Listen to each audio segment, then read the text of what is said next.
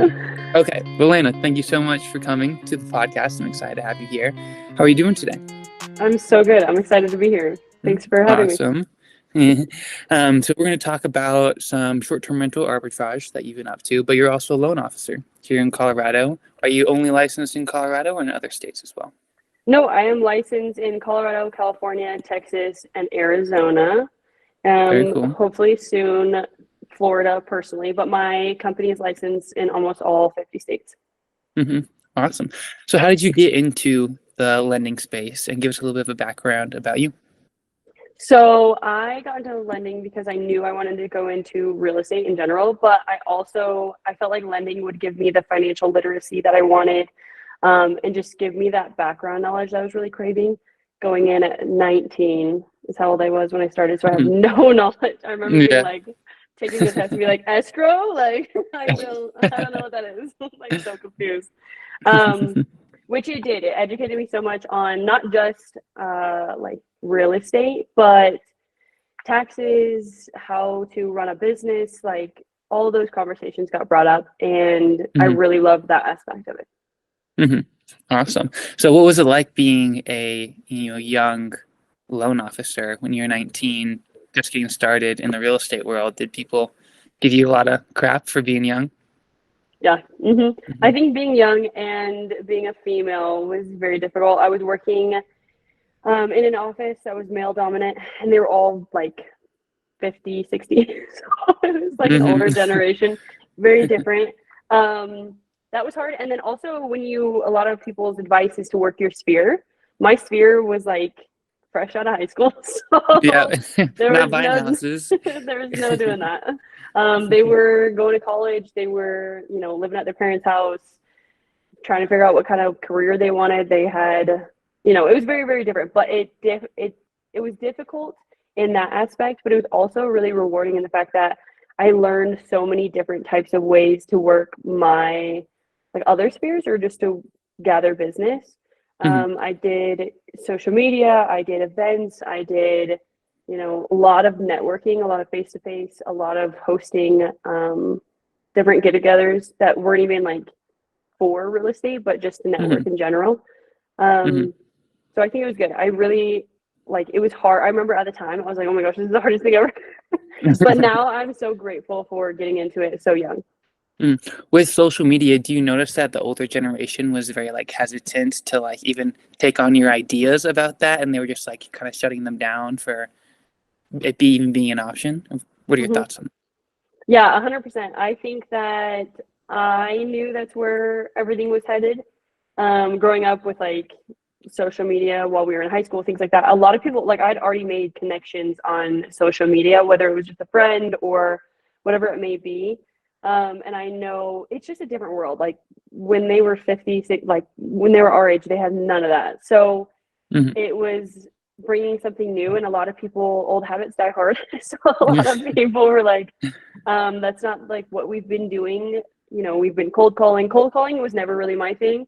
hmm I was more of a belly to belly person, or face to face. So doing phone calls with people I know, but also like social media was cool because it felt more face to face. hmm I've never heard that phrase belly to belly in Really? person. No. Is that something people use often? Yeah, I've heard it a lot. Maybe it's that older generation where they're like, Maybe. no, we're belly to belly. Yeah. Yeah, but they definitely wrote it off. They were just not very aware of it. And then slowly they came to terms with it. Mhm, But my take on social media was very much my lifestyle, but incorporating, real estate into it. And they went in with a different tactic of being very salesy on the social mhm. media. And that's just not me. Yeah. So what are some of the biggest challenges when you are working with a buyer on getting them ready and qualified to purchase a home? I would say converting their mindset from a consumer to an investor Okay. would be the hardest thing, but it is like Mhm, my favorite topic to talk to them about because mhm, when you're looking at it from a consumer perspective, you're looking at, okay, is this the most beautiful house I've ever seen? Like all of those things. mhm, But when you're looking at it as an investor, you look at it as, is this going to appreciate? Is this a good buy? Things like that, which it's just two different conversations. And once you get them to shift that and understand that they can buy this, they can, later down the line, they can move out, they can go buy a different property, they can rent it out and cash flow it, or they can use it to sell and buy their next property, which is more of their dream home. It just shifts from like their expectations, I think, the most, which is really hard in the beginning when they have these high expectations of their first home being their dream home, and it's not. Mm-hmm. Yeah. Mm-hmm. That's an excellent answer. I think everyone should be an investor when they buy real estate. You're never really like just a customer or a consumer of just like buying a home. You're always an investor. Mm-hmm. Thinking of it in that aspect will Mm-hmm. definitely help out in the long run for owning real estate. And hopefully you own more than just one. Mm-hmm. I totally agree. What are some of like the major items that everybody should look at when they're like going through the pre-approval process, or even before they get then for like their DTI and credit and those types of things? I would say don't be so scared. Like, don't be so scared of getting your credit pulled. We can do a soft pull, which doesn't hit your credit. It's not as big. Like, I think that really was a huge thing where everybody's like, I'm not filling out an application because I'm not getting my credit pulled. Yes. It's very helpful to know what's on your credit. There are so many times where I pulled somebody's credit and there's some sort of fraud or something that was there and they just didn't know about, that was a delinquency or something like that, where we were able to help them, but we didn't have as much time to help them because they wanted to wait so long. Okay. I would say that. And then I would also say I have run into this not super often, but I just think it's something nobody talks about, but keep your money in one spot. When you are applying for a home, we track everything. So if you're transferring money in and out of these bank accounts or you're depositing cash, like, we have to know where that cash is coming from. We have to know every detail of what's going on with your bank accounts. It's a lot of security on our part. We're about to give you, $300,000 to $700,000. We want to know that you're not committing fraud. You're not smuggling money into the home or whatever it may be. But I think that it's something that just doesn't get talked about very much. But I work with some investors who, have tons of bank accounts, multiple business accounts, and they're always transferring money in and out. Like, I'm guilty of that. Yeah, I could totally see that, and I just think it's like it ends up wearing on the buyer more than me, because I'm like, okay, send over another statement, like, show us where that money came from, and they're like, oh, you got to be kidding me. And so just 2 months before, when we get your bank statements, we require 2-month bank statements. So if it's before that and you're transferring all the money, we don't worry about it. But within that time frame, anytime you move money or you say you deposit $5,000 that was just under your mattress or whatever it may be, we got to track everything. So I would say that. For back to when you do like a soft pull or a hard pull, when you do a hard pull, is there a typical amount of like credit points that you see or like score that it drops after they do that hard pull? I would say roughly around 5 points max, but that is usually, so the reason that they hit your credit is because they think that you're pulling out another debt, or applying for another debt, which makes sense. Like, and for a mortgage, we're not necessarily looking at that. I have never had like a huge drop from a soft pull to a hard pull that was drastic enough to change their circumstances. And if there was usually a high credit balance that ended up, it was like closer to the end of the month and they hadn't paid off their credit card. And then once they did that, it was right back to normal or even higher, which we can do. There's so much that we can do on the credit aspect, which I think that not a lot of consumers or buyers know about, but it's a lot of easy fixes. And I think that it stresses a lot of people out. And I understand that it's like the biggest purchase of your life, completely understand where the stress is coming from. But if you let the experts do what they do best, I think you will feel a lot more at ease, and you just understand that we're here to help. We're not here, like, we don't want your credit to go down. Probably more than you don't want your credit to go down. It's inconvenient for me more than for you. That's really well said. And people worry about it all the time. Like, oh, how much is my credit going to go down? And I feel like if you just, for the next month, pay off all your loans and your debts right away and you're on time, it should bounce back up very quickly. And 100%. you should have trouble getting it back up. But everyone is always worried about that one thing. is your credit Hmm. score. Mhm. Yeah. Yeah, that's like the biggest pushback I get. It's like, no. Okay, LeLaina, so you talk about having your buyers wearing investor hats. So let's talk about your investor hat utilizing Airbnb arbitrage. So what is that exactly? Let's get a little bit of backstory on Airbnb arbitrage. Okay, so Airbnb arbitrage is where you essentially rent a property and then short-term rental it on top of that. And so you make Mm-hmm. you pay rent and then you make whatever profit that you make that's Mm-hmm. yours. Yeah. Um, How'd you hear about this?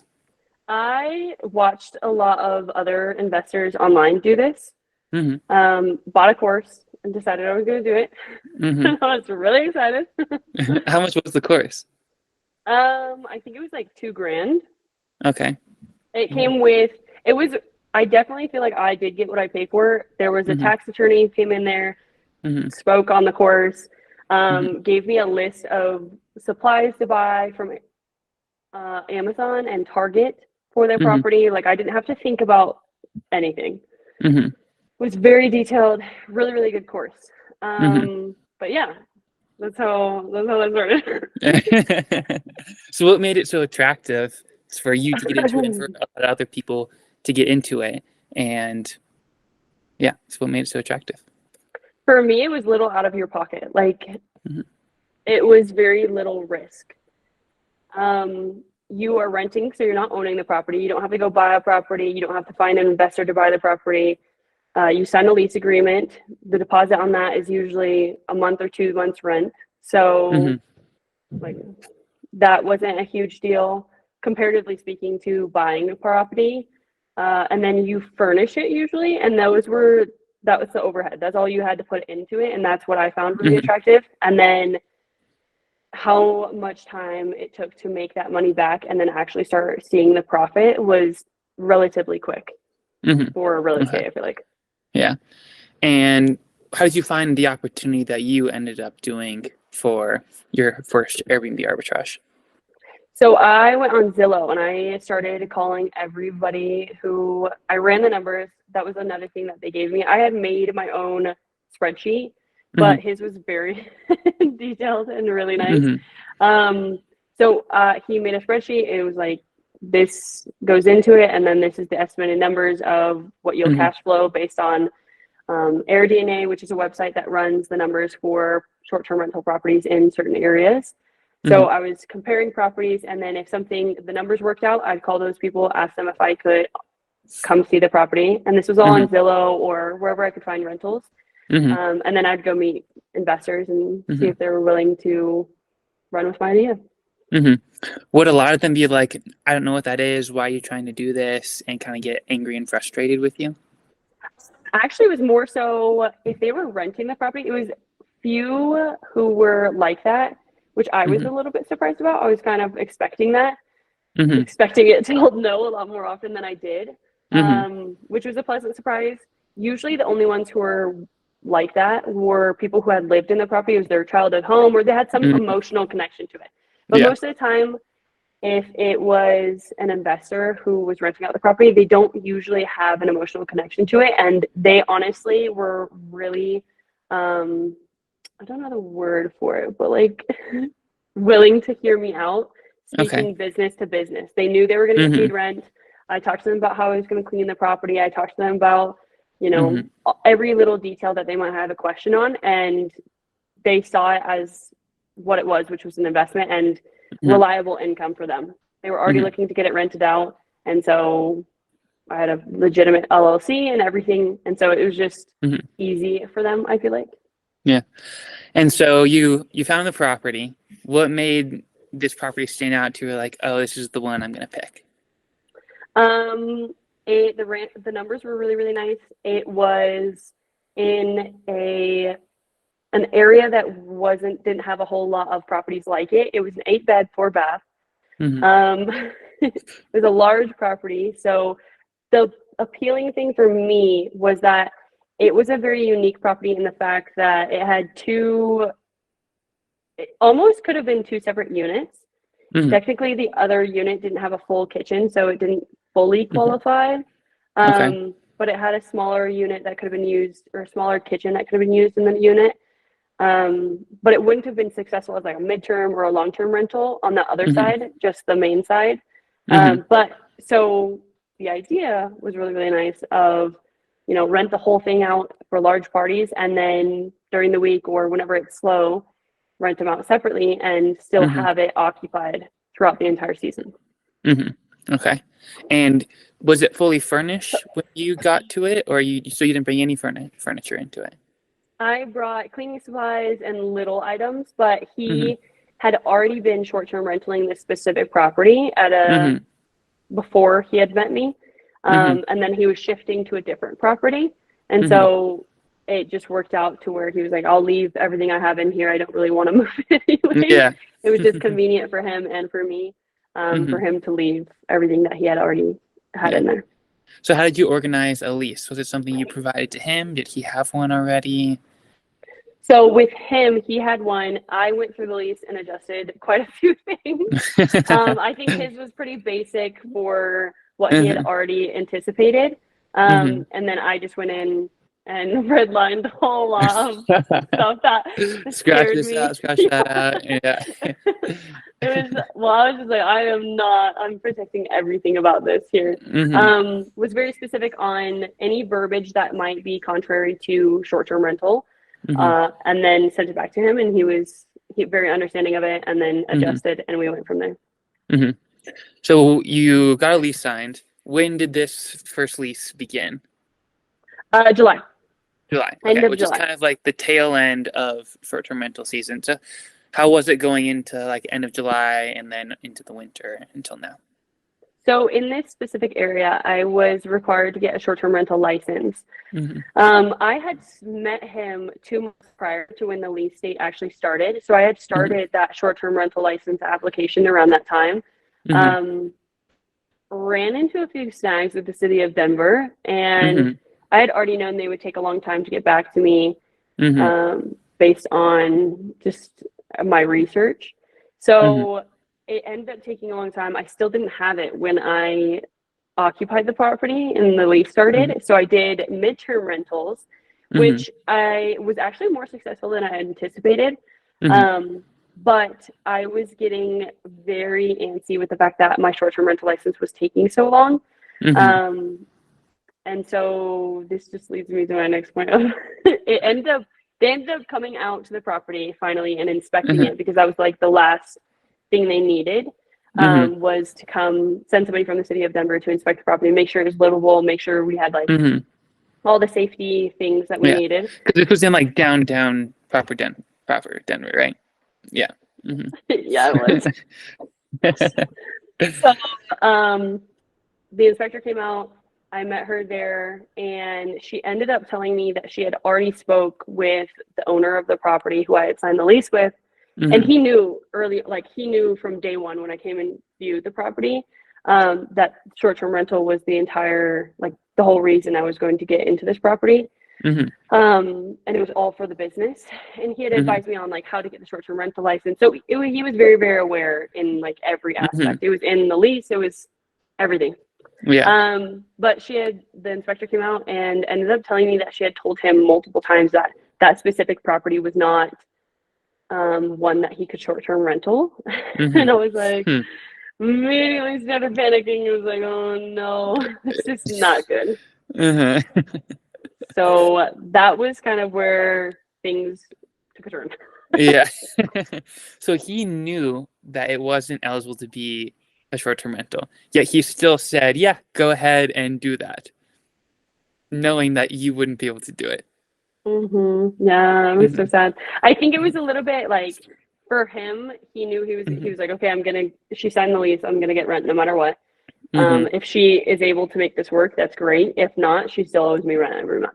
Mm-hmm. So for him, it was not really a downside, until I came back and ended up getting an attorney involved, Mm-hmm. speaking with her about all of this. The city of Denver did get back to me, officially denied my application like Mm-hmm. 6 months after I had started the application, Mm-hmm. which ended up sucking. For lack of better words, it just sucked. I ended up Mm-hmm. losing a lot of money during those 6 Mm-hmm. months. I the midterm rental, like I said, did better than I anticipated. So it Mm-hmm. wasn't, I'm grateful it wasn't as much as I would have if that wouldn't have been as successful. Mm-hmm. But definitely didn't want to stay in for the full 2 years that I had signed the lease for and Okay. continuously lose that Yeah. amount of money. Mm-hmm. Okay. So were you able to get out of the lease? Yeah, Yeah. I was. Was that a good thing together, or was after all Yes. that, it's like finally it's over and Yeah, at the end of it, it was, there were so many lessons learned, and Mhm. I think that my main lesson was to definitely have a good attorney on hand. Okay. How did you find your attorney? It was actually a friend of my dad's. My dad Okay. is an entrepreneur. He owns a few businesses, and Mm-hmm. um, he had used her. He dabbles a little bit in real estate, not as much Mm-hmm. as me. He Mm-hmm. has a plumbing company, Mm-hmm. but he was like, "Hey, this all seemed like," I was like, "Hey, I'm in over. Like, I don't know what's going on anymore. Like, this is not good." Mm-hmm. He was like, "You need an attorney. Call her right now." So I called her, explained the whole situation, and she ended up, it was a little, at first, it was very cordial on my part. Mm-hmm. He ended up not being very cordial. I think in the beginning, I like overly explained, I was about to leave for Europe for an entire month, like the Mm-hmm. week this was all going down. Oh So my. that was the most stressful part of this is I was like, I Yeah. won't be here. Like I'll be out of the country. Uh-huh. So the week they told me that they were going to deny me officially, and I was preparing to terminate the lease, was the week I was leaving like that Friday. Mm-hmm. Um, so I ended up calling her. At first, we were very cordial. Hey, we just want to terminate and be done as is. Mm-hmm. I've paid up until now. Like we just want to be done. He at first seemed really like cool about it. Was like okay, like I had explained the whole situation. Like I was like I can't get the short-term rental license. They had told me that they had told you that you can't do this here. He Mm-hmm. like completely evaded the question or like the Yeah. statement. Huh. And then after he was like, okay, so you're getting out. He had somebody come to look at the property and see if they wanted to rent it. And I think he realized he was not going to be able to make as much out of anybody else. It's a Mm-hmm. very unique property. 8 beds, 4 baths, downtown Denver is not usual for a long-term lease, like single Mm-hmm. family. There's a Yeah. lot of homeless right now downtown. Mm-hmm. It was just it's in an odd location. There was a lot of things that play into it that I think that was making it hard for him, or would have made it hard for him to get another renter in there. So Mm-hmm. I think after that, he got a little upset. Mm-hmm. So he pushed back. He tried to get me to pay quite a bit of money to get out of the lease. Mm-hmm. And I had already was not going to give me back to my deposit. Was going to have me pay double my deposit to get out of the Mm-hmm. lease. And then my attorney ended up coming back and being like, "We will sue you for everything that she has lost," and that's a lot of money, more than that. So you Uh-huh. might not want to do that. Mm-hmm. She's like, "You have two options: either you let us pay for how long we've been in the property, or we sue you for everything that she's lost." Mm-hmm. And at that point, I had my renters. I did have renters in there at the time, and as soon as they got out, I had the property cleaned in Mm-hmm. pristine condition and got all of my stuff out, Mm-hmm. the little stuff that I did have in there. Mm-hmm. And then after that, he was like, "Okay, I know I'm not gonna get anything. Like, if she sues me, like this is not gonna be good." So Mm-hmm. I ended up paying for like the few days into the next month that I was there, and Mm-hmm. then being done with it. Mm-hmm. Okay. Wow, that seems like a lot of stress to be going through. And I get It was a lot. so you learned a lot, um, lots of stress. What would you do it again? I would actually. I Uh-huh. think that I still wholeheartedly believe in Airbnb arbitrage. I Mm-hmm. think I would, the things that I would do differently is pick a location that is a lot more short-term rental, like pro short-term rental, rather Mm-hmm. than a place like Denver, downtown Denver, that is Mm-hmm. anti short-term rental. They just Mm-hmm. really, the city of Denver was straight up we do not want these here. Like, Yeah. every time I had talked to them, they were like, this is not something we like or want to participate in. I know there are cities that are really good with that stuff. So I would probably pick a better location, and then I would do like, if when and if I do it again, I would go to that city's like office. Yeah, and be like, hey, what are the rules? What's Yeah, all this? And, this is the property I'm looking at. Let's talk about it.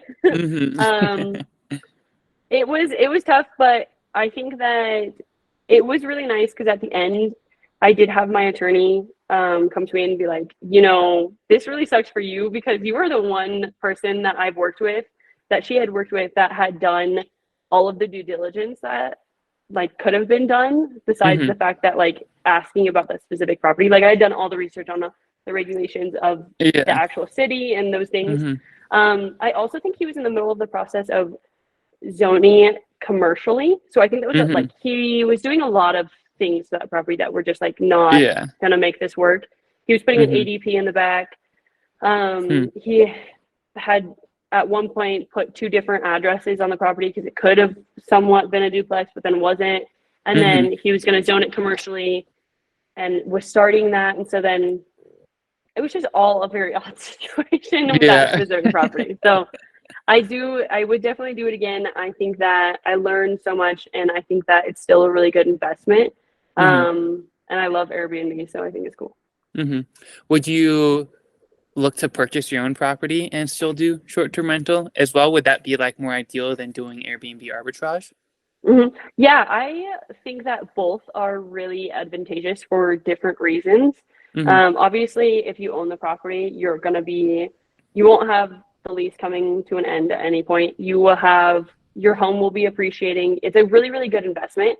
But I also think that if you're not in a position to buy just an investment property, and you want to start investing, I think that looking for other ways to make that happen without limiting yourself or being like, no, I can't do this, I can't buy a house, is a really good idea as well.